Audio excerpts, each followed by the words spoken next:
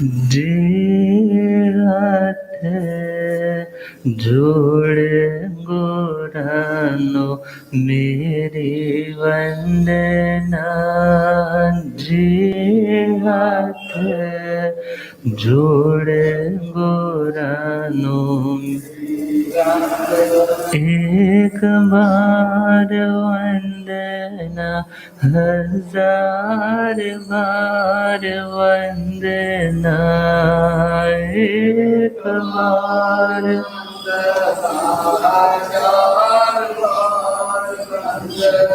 लाख बार वंदना, करोड़ बार वंदना।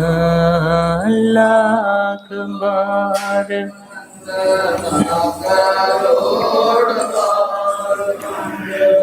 जी हाथ जोड़े गोरानो मेरी वंदना। जी हाथ जोड़े गोरानो डगमग डोले नैया मेरी, डगमग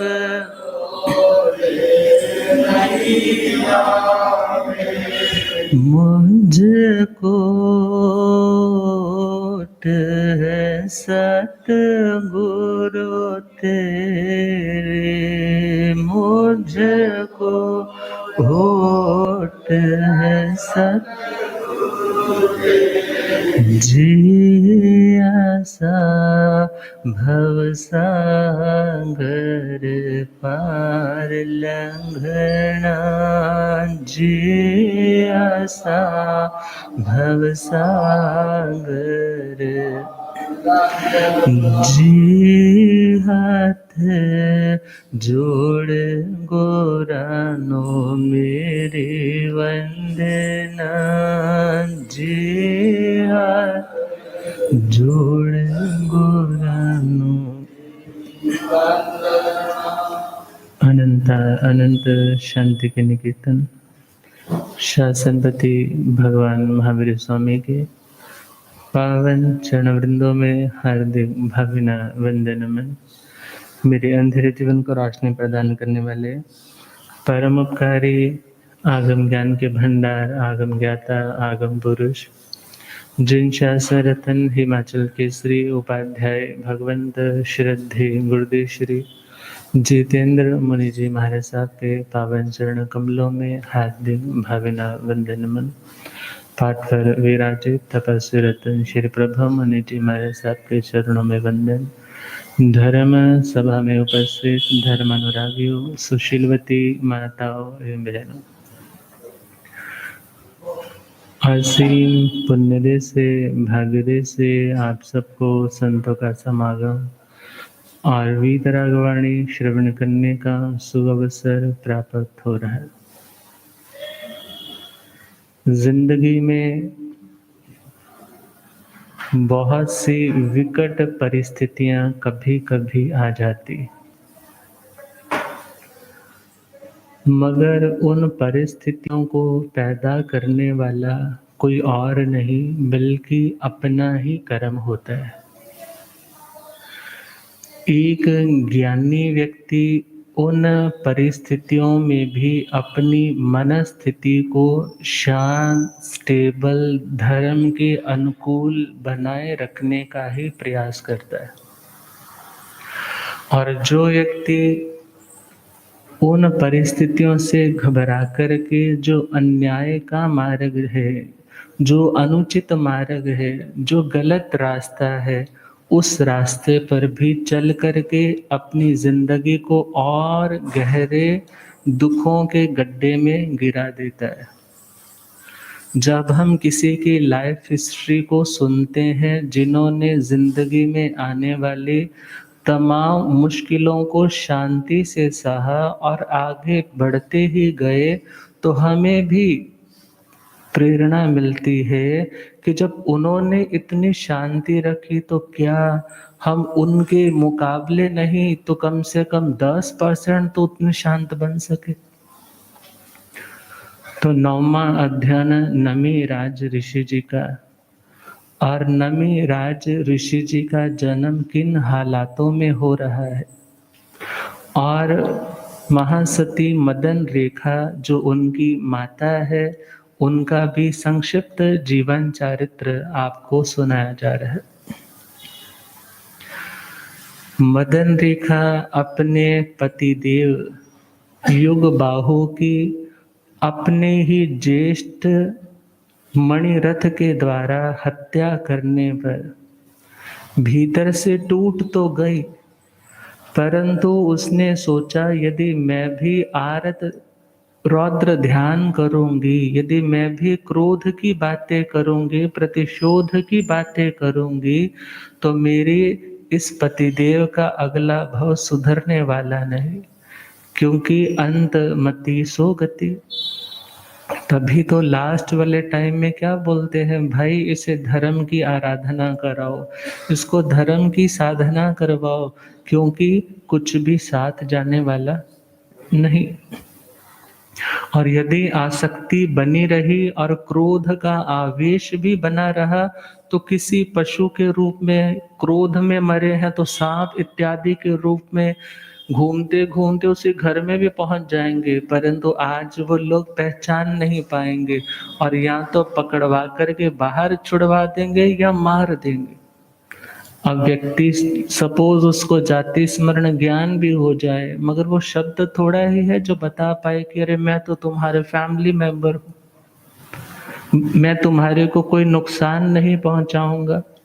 परंतु जब आत्मा शाश्वत है तो आत्मा के कर्म का फल भी तो उसे ही भोगना है। और मदन रेखा ने शुद्ध भावना से सत्य को स्वीकार करते हुए उनकी अंतिम आराधना समाधि मरण आलोचना निंदना ग्रहणा प्रायश्चित इत्यादि वो विधियां करवाए। और जैसे ही वो सोचती है कि अब इनका तो देह अवसान हो गया, मेरा पीछे क्या बनेगा, उसे नहीं मालूम कि मणिरथ की रास्ते में ही विशैल्य शाम के द्वारा काटने के कारण मृत्यु हो चुकी है और वह अपने शील की धर्म की रक्षा के लिए वनों की ओर आ जाती है। और वनों की ओर जैसे ही पहुंचती है और विचार करो जो व्यक्ति सुखों में ही रहा हो, जिसने जिंदगी में कभी दुख ना देखा हो, जिसकी एक आवाज पर कितने सेवक सेविकाएं लाइन बना करके हाथ जोड़ करके खड़े हो, आज वो अकेली वन वन में जंगल जंगल में घूम रही है। जो वहां पर मिलता है वही भोजन के रूप में स्वीकार करती है, रहने के लिए कभी किसी वृक्ष के नीचे कभी किसी वृक्ष के नीचे, पानी के लिए सरोवर के पानी से अपनी प्यास बुझा देती है। अब एक दिन ऐसा भी आया जब सगर्भा थी, ऑलरेडी प्रेग्नेंट थी, और एक दिन प्रसव की पीड़ा अनुभव हुई कि लगता है कि अब डिलीवरी का समय आ गया, मगर आज उसकी सेवा करने वाला या डिलीवरी करवाने वाला भी कोई नहीं। व्यक्ति सोच सकता है अजी वो तो बेचारी अबला रही होगी, परंतु ध्यान देना वह क्षत्रिय कुल की थी, क्षत्रियाणी थी, और राजा महाराजाओं के घरों में यदि पुरुष 72 कलाओं के जानकार होते थे तो स्त्रियां भी 64 कलाओं की ज्ञाता होती थी। युद्ध कला में भी निपुण होती थी, राजनीति में भी निपुण होती थी, घर गृहस्थी को संभालने में भी कुशल होती थी। तो वह जानती सब कुछ है, यदि ऐसी परिस्थिति आ जाए तो कैसे सेल्फ प्रोटेक्शन सेल्फ डिफेंस करना है, आत्म रक्षा करनी, मगर फिर भी क्या सोचती है कि बच्चे का जो जन्म है वो सही हो जाए, उसका पालन पोषण सही हो जाए, बाकी मुझे अपनी कोई चिंता नहीं है। अब देखा जाए कर्मों की ही तो गति है, सीता श्री राम के पीछे पीछे अनुगमन करते हुए 14 साल वनवास पर रही। वैसे तो अब शाम को डिक्लेयर था कि अगले दिन किसको राजा बनाना है, श्री राम को, मगर ऐसी कर्मों की चाल चली, कोई निमित्त बन गया और वो सारे का सारा पासा ही उलट गया। और मदन रेखा के साथ भी तो यही हो रहा है। उस बेचारे को ये मालूम नहीं है कि वो मणिरथ तो ऑलरेडी मर चुका है, आई एम नाउ सेफ, मैं जा सकती हूँ वहां पर, उसे पता ही नहीं। और वह अपने शील धर्म की रक्षा के लिए वनों के गहन संकटों को झेल रही। तो क्या कहा, वन वन भटकती है वो, महलों की थी जो रानी, कर्मों की क्या बताए, कैसे चले कहानी। वन वन भटकती है वो, महलों की थी जो रानी, कर्मों की क्या बताए, कैसे चले कहानी, कर्मों की क्या बताए, कैसे चले कहानी।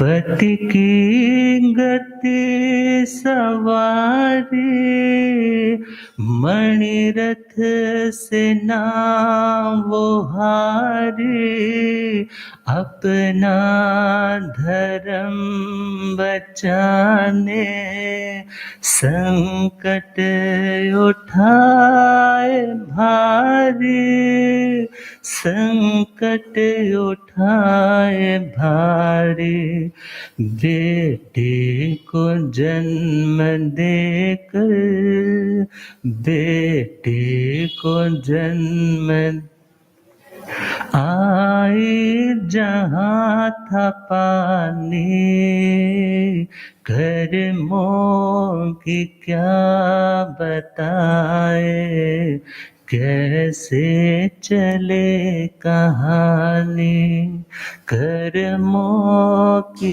क्या बताए, कैसे चले कहानी। बच्चे का जन्म तो हो गया, अपनी साड़ी का दुपट्टे का एक किनारा फाड़ करके उसकी झोली बना करके उसका झूला बना करके वृक्ष की एक डाली से बांध दी और खुद अपनी शुद्धि के लिए नदी पर पहुंच गई। शुद्धि करने के लिए जैसे ही कपड़े इत्यादि और अपने तन को शुद्ध कर रही है, इतने में वहां एक जंगली मदमस्त हाथी, और उसने मदन रेखा को कमर से पकड़ करके आकाश में उछाल दिया। हाथी था वो मतवाला, आकाश में उछाला। हाथी कैसा था, मत वाला। और जैसे ही आकाश में उछाला और उधर से एक विद्याधर अपने विमान से जा रहा था। आजकल ये बातें कोई बहुत ज्यादा अचंभे वाली या अमेजिंग नहीं लगती। क्यों? क्योंकि आज के टाइम भी तो टेस्ला, पता नहीं कितनी गाड़ियां जो फ्लाइंग कार्स भी आ गई हैं। अब विचार करो उस टाइम की टेक्नोलॉजी कितनी एडवांस होगी, जिनका वर्णन ऑलरेडी इतने पुराने पुराने ग्रंथों में है। और जैसे ही वो विद्याधर ने उसको देखा और उसको करुणावश दयावश हाथ पकड़ करके बचा लिया, अपने विमान में बिठा लिया। तो क्या कहा, हाथी था वो मतवाला, आकाश में उछाला, करुणा से विद्याधर ने हाथों में था संभाला, हाथों में था संभाला, पत्नी से बनाओ, पत्नी से बनाओ, मणि प्रभ ने थी ये ठानी, कर्मों की क्या बताए, कैसे चले कहानी, कर्मों की क्या बताए, कैसे चले कहानी।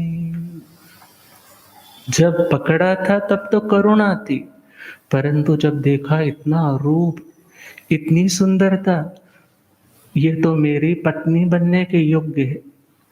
जा तो आगे रहा था, मगर मन विकृत हो गया और अपने विमान को बैक रिटर्न करने लगा। तो उस समय उसने पूछ लिया कि आप जा तो आगे रहे थे, फिर वापस क्यों लौट रहे हो? कहने लगे मैं क्या बताऊं, मेरे पिताजी चारण मुनि है, जैसे विद्याचारण, जंघाचारण, जिनके पास आकाश गामिनी विद्याएं होती हैं, जो आकाश में, जैसे आप यहाँ चल रहे हो, आकाश में भी ऊपर चल सकते। जंघाचारण अपनी जंघा पर, अपनी थाई पर हाथ रख करके जो आकाश में ट्रेवल कर सकते हैं, साधनाएं की होती हैं। और वे विराजमान है, मैं उनको वंदन करने, उनके दर्शन करने जा रहा था, मेरे सांसारिक पिताजी। मगर तुम्हारी इस रूप राशि को देख करके सोचता हूँ उनके दर्शन तो फिर कर लूंगा, परंतु आज जो मुझे अच्छे स्थान पर जाते हुए इतना बड़ा लाभ मिला है, मैं पहले उसको अपने घर पर छोड़ आऊं। कहते हैं एक कामिनी दूजा धन, इस पर बिगड़े सबका मन। एक औरत और एक धन, व्यक्ति चाहता है ये मुझे मिल जाए, परंतु मदन रेखा सारी स्थिति को भांप गई। भले अभी फिजिकली कितनी वीकनेस है, डिलीवरी कर करके आई है, परंतु उसके एक कष्ट के ऊपर दूसरा कष्ट पड़ रहा है। पहले तो मणिरथ के हाथों से बच करके आई, और यहाँ वो विद्याधर देवता, वो विद्याधर मनुष्य उसके ऊपर आसक्त हो गया। कहने लगी जी पहले आप जहां जा रहे थे वहीं पर चलिए ना, मैं कौन सा भाग रही हूं। क्योंकि उसके मन ने कहा कि संतों के दर्शन करने से क्या पता इनकी बुद्धि सुधर जाए। और जैसे ही दर्शन के लिए उसने सोचा चलो ठीक है, ये कहती है, इसकी पहले मानूंगा तभी तो ये फिर आके मेरी भी मानेंगे। और वापस अपने उस विमान को मोड़ करके उन संतों के पास ले आए, जहाँ पर संत अपनी प्रवचन सभा में अपने श्रोताओं को धर्म का उपदेश सुना रहे थे। और वे संत सामान्य संत नहीं, चार ज्ञान के धारक थे। मति ज्ञान, श्रुत ज्ञान, अवधि ज्ञान और मना पर्यव ज्ञान। पांचवा है केवल ज्ञान। मति ज्ञान, दूसरे के परिस्थितियों को आप देख करके जजमेंट दे देते हो। मन और इंद्रियों की सहायता से जो ज्ञान हमें होता है उसका नाम है मति ज्ञान। सुन करके, पढ़ करके जो ज्ञान हमें होता है उसका नाम है श्रुत ज्ञान। एक अवधि, एक सीमा में रहे हुए पदार्थों का जो हमें ज्ञान हो जाता है, अर्थात ये पर्वत, पहाड़, ये दीवारें उसमें कोई ऑब्स्टेकल क्रिएट नहीं करती, अवरोध क्रिएट नहीं करती। आप दूर तक देख सकते हो, जितना आपके ज्ञान का क्षोभम है, अर्थात आप दूसरे की बातों को जान सकते हो वो क्या कर रहा है, मगर इससे मात्र रूपी पदार्थों का ज्ञान होता है। मगर जो मना पर्यव ज्ञान है, दूसरे के मन को पढ़ने का ज्ञान, वो मन में क्या सोच रहा है, क्या संकल्प, क्या विकल्प, इस मन के समुद्र में कैसी तरंगे उठ रही है, उन सबको रीड करने की कैपेसिटी मना पर्यवज्ञानी में होती है। और वे मुनिराज 4 ज्ञान के धारक है और उन्होंने मना पर्यवज्ञान से देखा कि मेरा बेटा आज विकृत मनोदशा में आया है और साथ जो है ये बहुत सहमी हुई है, धर्म के प्रति बहुत आस्था है और यह सोच रही है कि मेरे ऊपर कुछ कृपा हो जाए।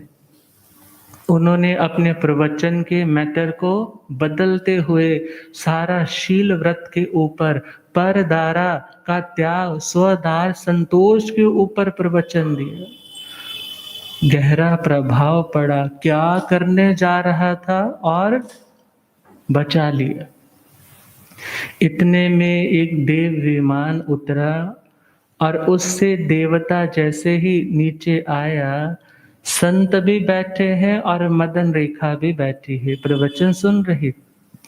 उसने आकर के सबसे पहले मदन रेखा को 3 बार प्रदक्षिणा लेकर के उसको वंदन किया, उसको नमन किया और उसके बाद जो मुनि बैठे थे, संत बैठे थे, उनको 3 बार दिखो तो अया हिणंग पया हिणंग 3 बार वंदना नमस्कार की। अब पास बैठा उनका बेटा, थोड़ा सा ये अजीब सीन लगा। आपको भी तो लगेगा ना, सपोज आप महाराज जी के पास बैठे हो और कोई आए जो पास बैठा है, पहले उसको वंदना करे फिर आपको वंदना करे, आप कहोगे महाराज जी ये क्या हो रहा है? उसने भी पूछ लिया कि गुरुदेव ये क्या हो रहा है? आप संयमी आत्मा हो, आपको पहले वंदन नहीं किया, पहले किसको कर रहा है ये भी देखा जाए तो पता नहीं औरत के रूप का दीवाना हो गया है जो अपनी धर्म मर्यादाओं को ही भूल रहा है। कहने लगे ऐसी बात नहीं है, यह देव कोई और देव नहीं बल्कि इसी के पूर्व भव का जो पति है, युग बाहु है और इस मदन रेखा की कृपा की बदौलत इसने समाधि मरण करवाया, इसकी गति सुधरी, ये देव बना और उसकी दृष्टि में पहला उपकार उसकी देव गति का देखा जाए वो मदन रेखा है, इसलिए वो पहला वंदन किसको कर रहा है? मदन रेखा को। कहते हैं ना, गुरु गोविंद दोनों खड़े काको लागे पाए, बलिहारी गुरुदेव के जो गोविंद दिया मिलाए। गोविंद भगवान तो दिख नहीं रहे मगर भगवान से मिलाने वाले कौन है? गुरुदेव है।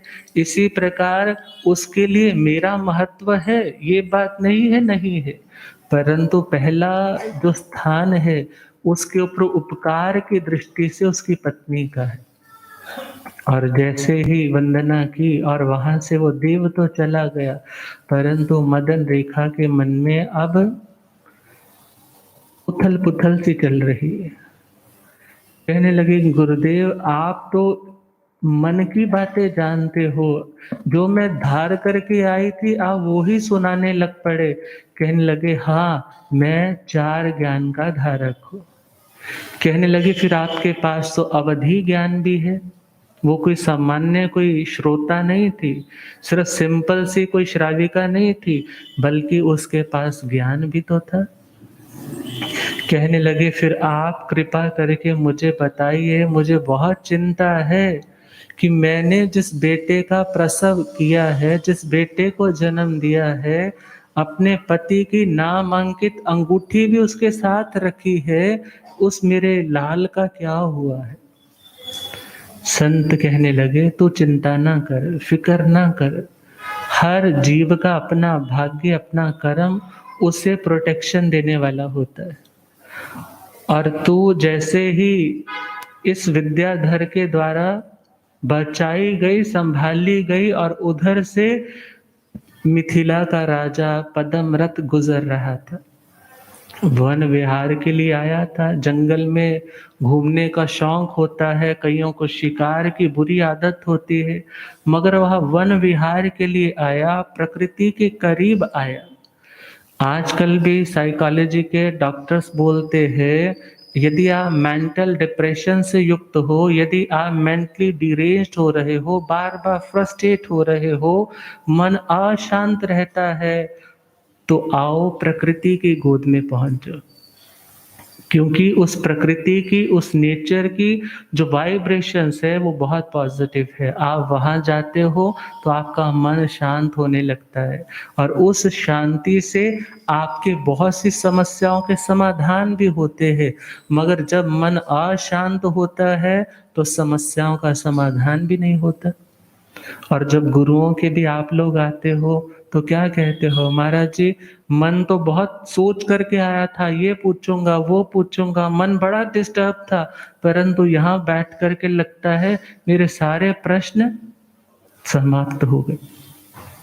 और वो भी राजा वन विहार के लिए निकला होगा, मन को सुकून देने के लिए, क्योंकि नेचर जो कुदरत है, जो फ्लोरा एंड फौना है, उसमें इतनी पॉजिटिविटी है और वो लेने के लिए जैसे ही निकला है और एक बच्चे की किलकारियाँ लगाते हुए आवाज़ कानों में पड़ी।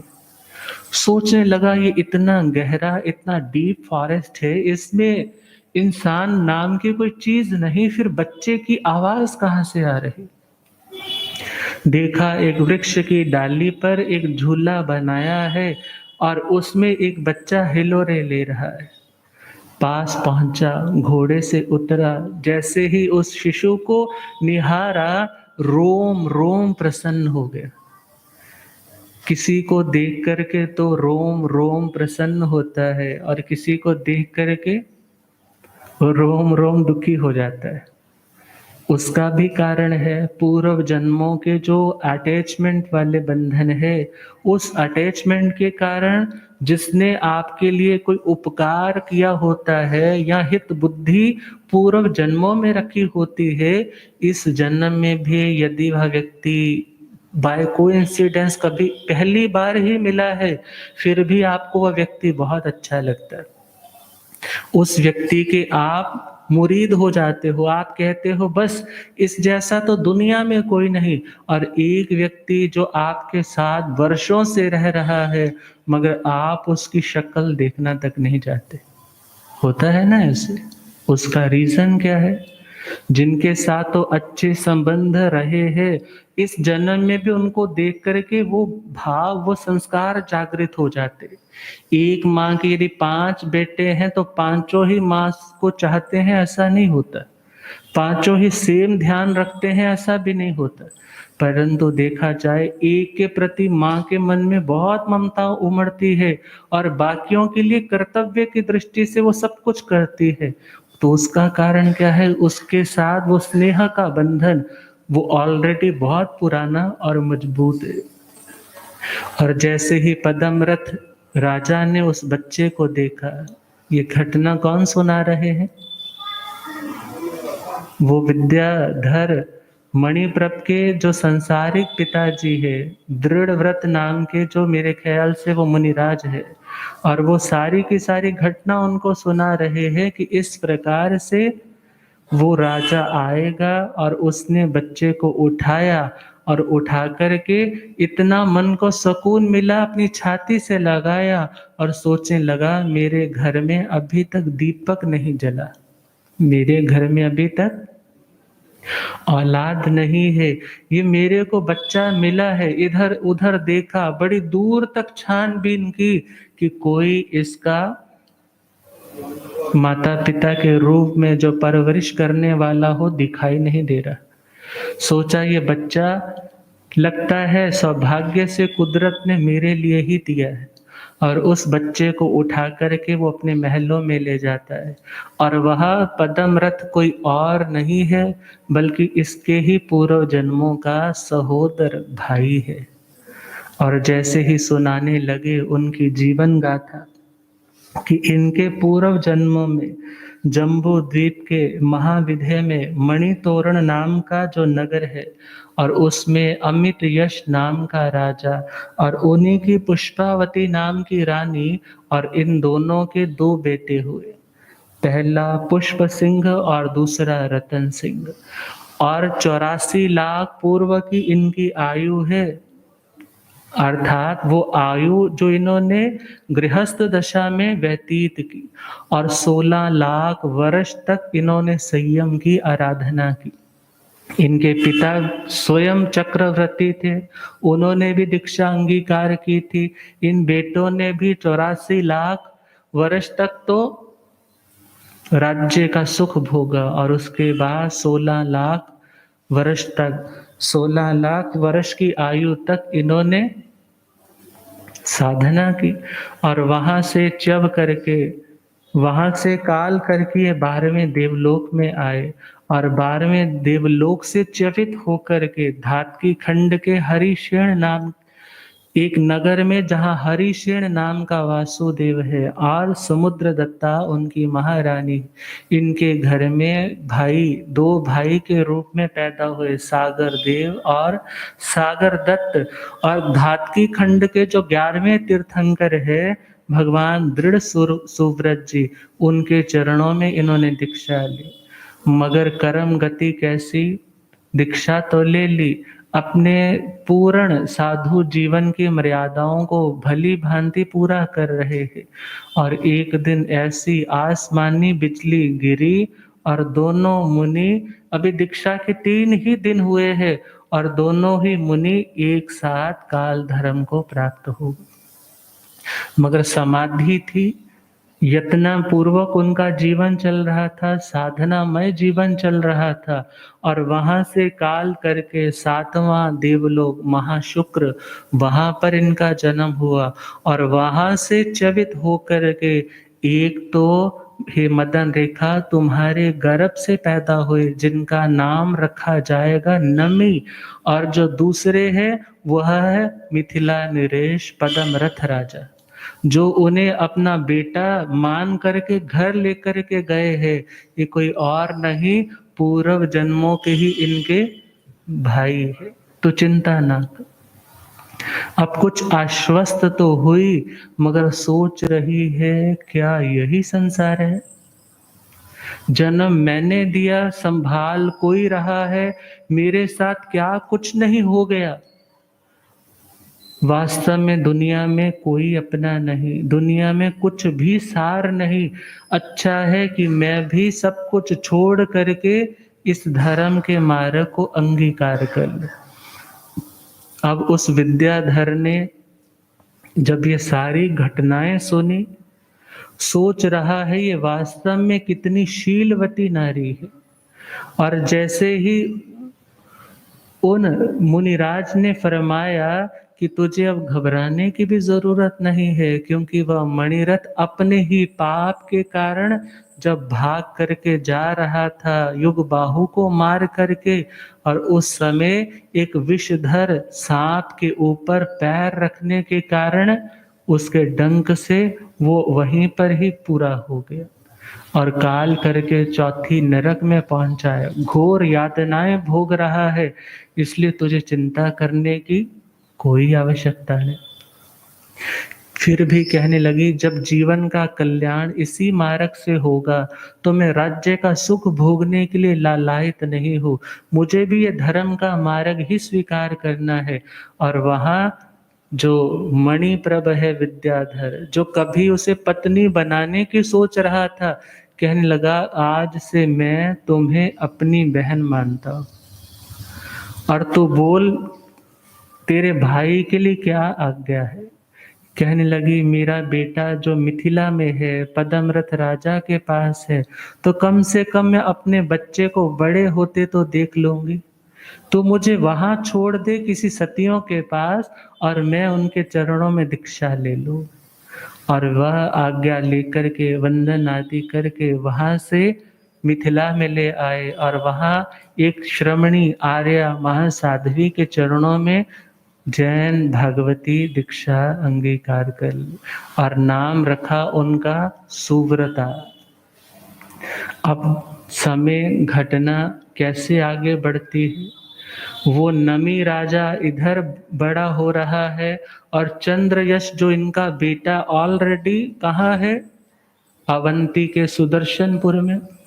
दोनों बड़े हो रहे हैं और एक समय नमी जिसका राज्याभिषेक हो चुका है, जिसे मिथिला का राज्य पद्मरथ राजा ने सौंप करके स्वयं भी दीक्षा ग्रहण कर ली, परंतु एक बार उनका एक श्वेत हस्ती, हस्ती बोलते हैं हाथी को, और वाइट कलर का जो बहुत कॉस्टली, बहुत अच्छी ब्रीड का रहा होगा, वो हाथी उस गजशाला से अपने बंधन तुड़वा करके, छुड़वा करके भाग गया।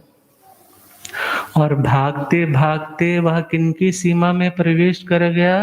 राजा चंद्रयश की।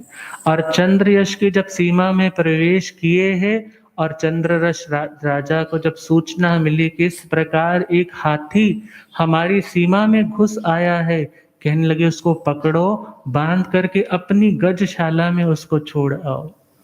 और उधर से नमी राजा ने सूचनाएं करवाई कि मेरा हाथी कहाँ गया, और जब पता चला कि वो हाथी किनकी सीमा में आ गया है, चंद्रयश राजा जो मालवा की राजधानी वो अवंती में पहुंच गया है। और नमी राजा ने संदेश पहुंचाया कि आप मेरे उस हाथी को छोड़ दीजिए, वो हाथी तो अनजान है, उसको क्या पता कौन सी सीमा किसकी है, कौन सी सीमा किसकी नहीं है।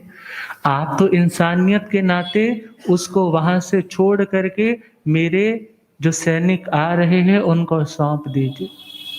मगर चंद्रयश ने क्या कहा? लगता है अभी आप राजनीति से अनभिज्ञ हो, उसको जानते नहीं हो, अननोन हो आप पॉलिटिक्स से। क्यों? क्योंकि जिसकी सीमा में जो वस्तु आ जाती है वो वस्तु उसी की होती है।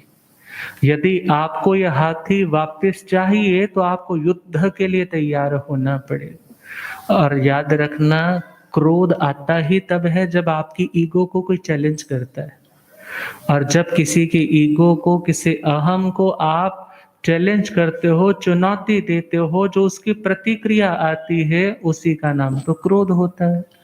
और क्रोध के आवेश में नमी राजा ने भी कह दिया कि हम चतुरंगणी सेना लेकर के युद्ध के लिए आ रहे।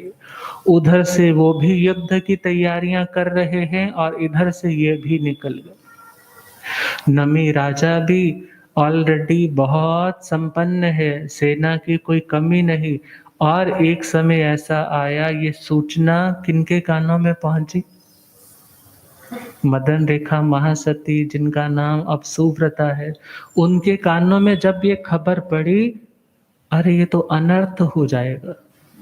पहली बात, एक पशु के लिए, एक त्रियंच के लिए, एक हाथी के लिए इतने हजारों लाखों सैनिक मारे जाएंगे, कितनी खून की नदियां बहाई जाएंगी, कितनी माताएं जिनकी गोद सूनी हो जाएगी, कितनी जो सौभाग्यवती है उनके माथों के सिंदूर पुछ जाएंगे, कितना रोना चिल्लाना, कितना विलाप, कितना आर्तनाद होगा।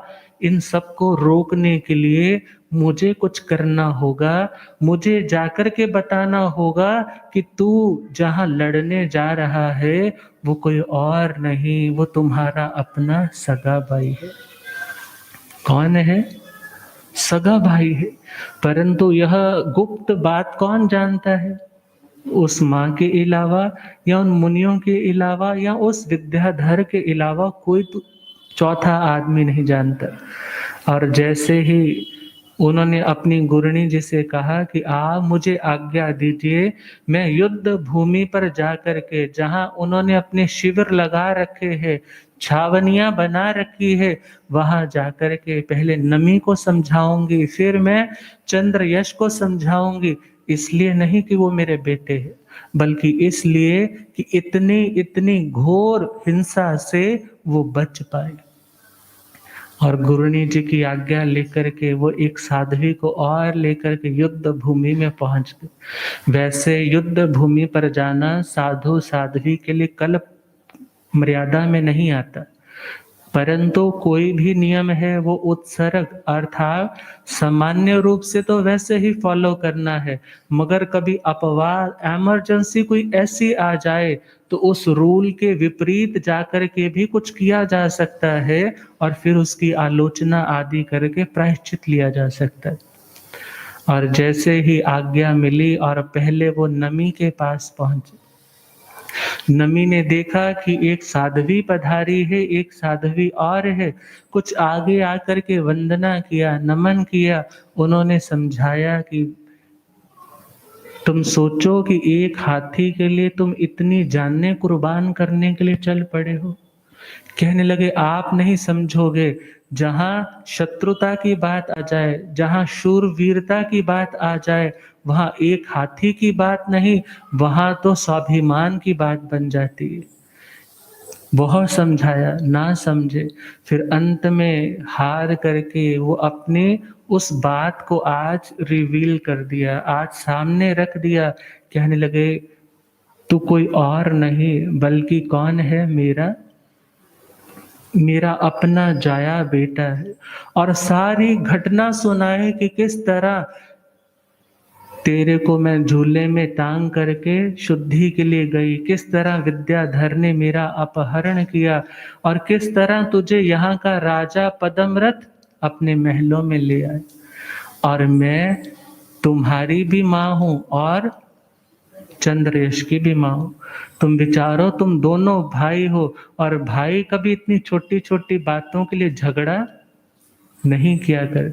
और जैसे ही ये बात बताई, आंखों से अश्रुओं की धारा कि आज हमारी जिंदगी में इतना बड़ा अनर्थ होने जा रहा था। और वही बात उस माँ ने किन्हें जाकर के समझाई, चंद्रयश राजा को। अरे तू बड़ा है, कुछ समझ रख, तू भी मेरा आत्मज है और नबी भी कोई गैर नहीं बल्कि वो भी तुम्हारा छोटा भाई है। अब वही समर भूमि, वही युद्ध की भूमि आज मानो भ्रातृ मिलन की भूमि बन गई। और दोनों आकर के एक दूसरे को निहारते हैं और मन ही मन क्या वाइब्रेशंस बदली कि नमी छोटे हैं, चरणों में दंडवत लेट गए। कहने लगे कि आप मेरे से बड़े हैं, आप पधारिए, मिथिला का राज्य भी आप संभालिए, मैं आपका चरण सेवक बनकर के रहूंगा। परंतु चंद्रयश बुद्ध पधारे, हो रब मेरा सतगुरु बन के आया मैनो।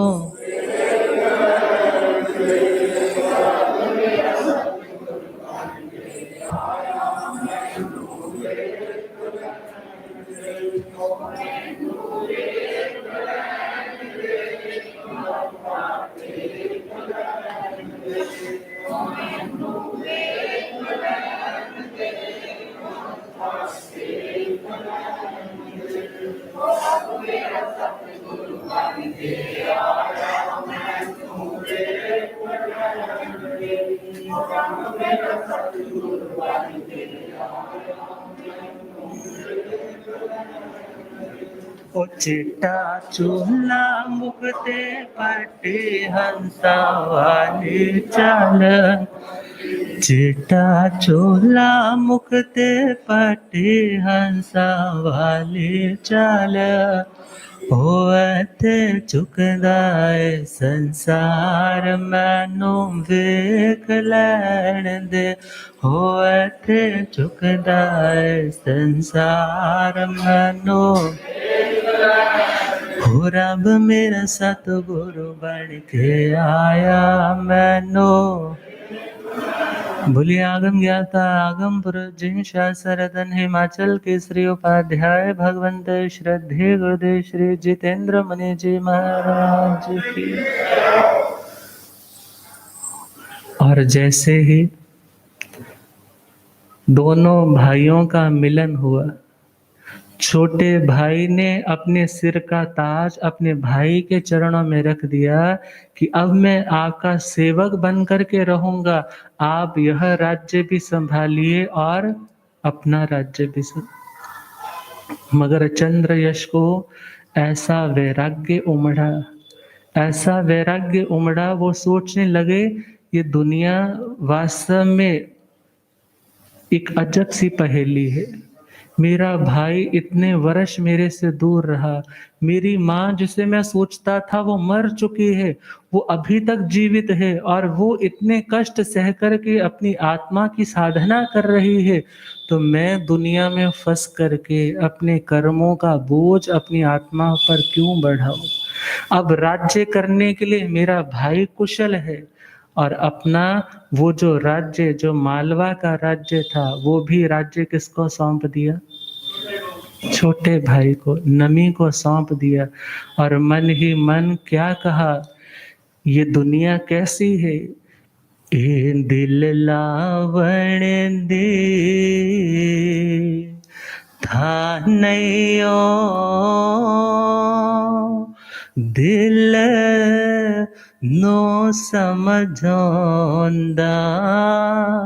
तुरया जाए दिल लावण दे था नैयो दिल नो समझोंदा तुरया जाए थे था कंडे खिल रे ने पल हिड़े नो बचोंदा टुरया जाथे था कंडे खिल रे ने पल रे नो बचोंदा टुरया जा दुख सुख है भोग शरीरां कब रोना कम नहीं वीरांदा दुनिया दे तान्या मेड़िया नो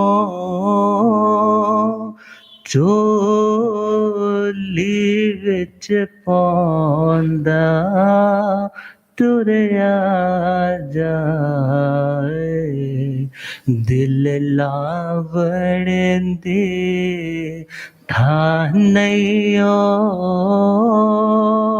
दिल नो समझोंदा तुरया जा। और सत्य की प्राप्ति के लिए उस चंद्र यश राजा ने जैन भागवती दीक्षा अंगीकार कर। अब इसके बाद नमी राजा की जिंदगी में ऐसा क्या होता है कि वो भी दोनों राज्यों का साम्राज्य छोड़ करके साधु बनते हैं।